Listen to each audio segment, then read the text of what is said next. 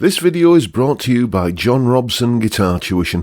If you enjoy the content, please consider supporting the channel by enrolling on a course, purchasing some guitar lessons or a t-shirt, or you can join my Patreon. Now, on with the show.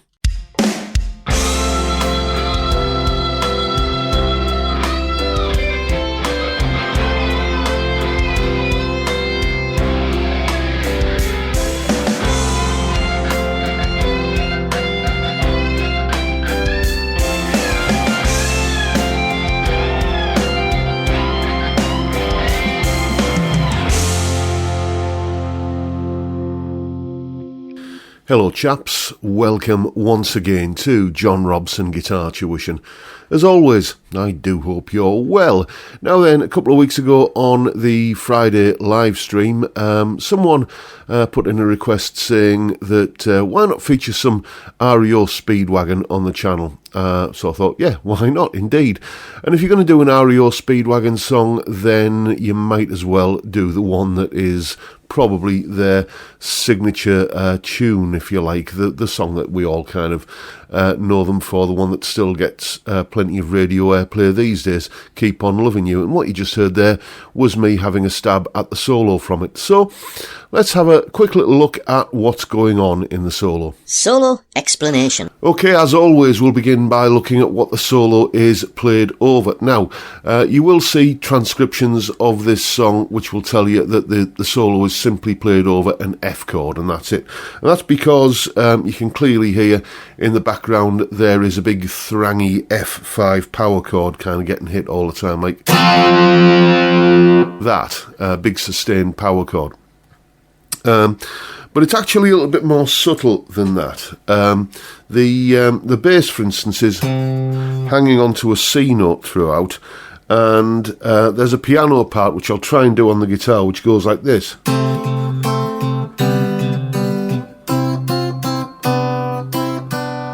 Like that, excuse me. Which is basically just using double stops from a C major scale.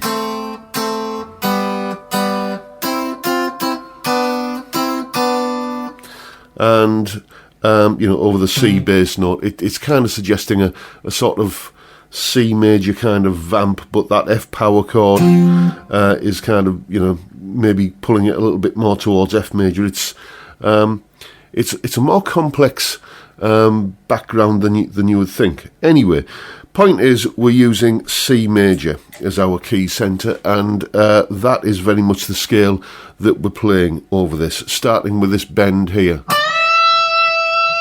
Okay, basically a D to an E bend 15th fret on the B string. Now, that note occurs twice in the first bar. It's happening on the 1 and the and of beat 2, so it's kind of 1 and 2 and 3 and 4 and like that. Or at least that's what I thought. Listening on headphones, you can hear that second note kind of overlaps the first one a little bit. And it does, when you kind of listen to it properly, it does begin to seem a little bit more like a delay repeat. So you can do it either way. The point is you can either use a bit of delay or you can play the note twice. If you're going to use delay, we're at 85 beats per minute here. So to get the repeat to land in the right place, you need 1059 milliseconds of delay with a single repeat. And then just stomp on the pedal to kill the delay after that, because it's going to sound a bit messy later on if you apply that to every other note in the solo. Anyway, after that one, or is it two notes in the first bar, we do this. So just a little C major pentatonic thing there. And then off to this B note here, where we're going to bend it up to the C. Like that, just in that sort of, almost like a kind of slow, wide vibrato. It's just kind of slow enough and wide enough that you kind of can think of it as a discrete bend. Then what comes next is probably, for me at least, the hardest part of the solo, because it's not something that I habitually do. It's one of these. Okay? I took about 3 or 4 goes at doing the solo just to get that somewhere near right. It's just not a kind of thing that I do, even though I did grow up in the 80s. It just wasn't my that whole kind of, you know, hair metal kind of thing of doing that thing. It just never really grabbed me. So this is the other thing I would mention is, if you're going to do that, don't use, as I habitually do, a nylon pick. I'm having to use a plastic pick here because it doesn't really work particularly well with an nylon pick. Anyway, coming out of that pick slide, we've got this little thing here. Okay, nice interesting little string bend this. Okay, we're quite used to the idea normally of bending a note on one string and then playing a note on another string, so but that usually manifests itself like, or like a unison bend. But this is, I don't think I've ever seen this in a solo before, where you're bending this B up to the C and then playing the F note there. And that's got to be the kind of thing that you can really, you know, experiment with and take to other positions in the scale. For example, if you were to do take the B down to an A and the F down to an E, you could, like that. There's a lot of different things that you could probably do with that to get some new licks. So that alone makes the solo worth learning. So anyway, after the...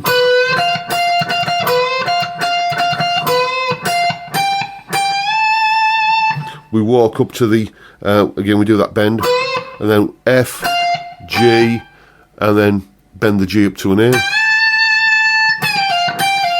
Then the next bar also is just kind of doing similar sort of things around that. Bending the G up to an A and then messing around with the F and the G note there. And then the big climax of the solo is where we kind of shoot right up to the top C note here at the 20th fret. Like this, so.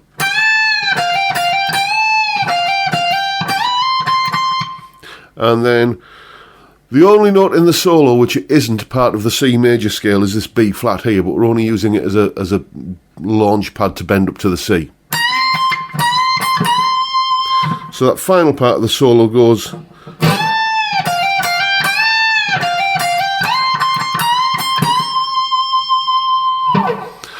like that. So as I say, a lot you can learn from this solo. You know, the accompaniment alone is worth studying just for getting ideas for how you can put a backing track together, or, you know, putting an accompaniment part to a verse or something like that together. But, you know, the solo itself, this unusual little bending kind of thing like this, it's got to be worth looking into. Now you know what's going on. Go away and have some fun with it. And as always, there is a full tab in both Guitar Pro and PDF formats, along with that clip of me playing the solo, that explanation you've just seen there, and a backing track for you to have a play with along with yourself.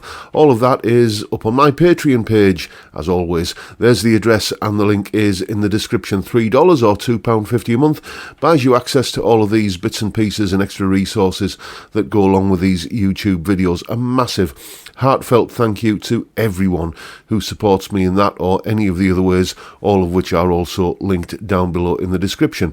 And that is pretty much it for today, folks. I do hope you've enjoyed the video and found it useful and informative in some small way. And if that's the case, please hit the subscribe button and the notification bell if you haven't already done so. And why not give me a like while you're at it? As I said earlier, every Friday there is a live stream, 5 PM UK time, where we drink beer and talk about music and guitars. A fantastic way to kick off the weekend. I think you'd agree. I'd love to see you there if you can make it. But for now, I'll bid you all a good day and say thank you so much for watching. Thank you for your time. Look after yourselves, folks. Stay well, stay safe, and above all, stay sane. Bye for now.